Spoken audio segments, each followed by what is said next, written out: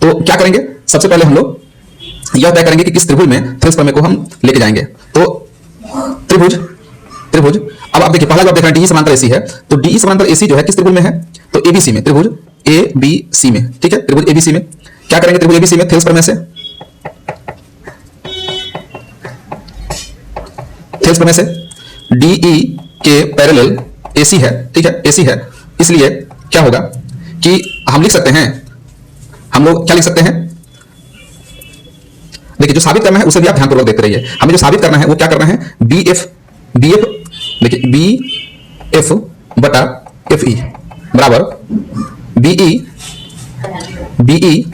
बटा EC, ये साबित करना है। ठीक है, तो अब जरा गौर से देखें कि त्रिभुज ABC में क्या लेना सही रहेगा, इस पर हम लोग विचार करते हैं।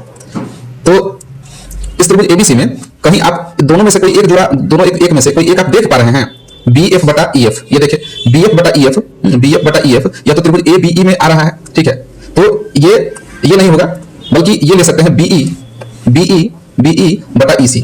ठीक है, BE बटा EC बराबर क्या हो जाएगा, BD बटा AD, इस तरह से। तो थेल्स प्रमेय जब यहां लगाएंगे तो क्या होगा, थेल्स प्रमेय इतना है तो क्या होगा, क्योंकि DE के समांतर AC है इसलिए BE बटा EC बराबर क्या हो जाएगा, BD, उसी प्रकार से जाएंगे दूसरी तरफ, BD बटा DA या यूं कहें AD, इसे हम एक समीकरण ले लेंगे। ठीक है, और इसी प्रकार जो आप देख रहे हैं दूसरा जो दिया गया है DF के समांतर AE दिया है, तो इसे हम किस संदर्भ में लेंगे, किस त्रिभुज के रेफरेंस में लेंगे, तो ये त्रिभुज ABE में लेंगे। ठीक है, कौन से त्रिभुज में, त्रिभुज AB और E में लेंगे, क्योंकि इसमें इस त्रिभुज में देख रहे हैं थेल्स प्रमेय हम यहां अप्लाई कर सकते हैं। तो अब हम कहां जाएंगे, त्रिभुज ABE में क्या देख रहे हैं, पुनः थेल्स प्रमेय से जाएंगे।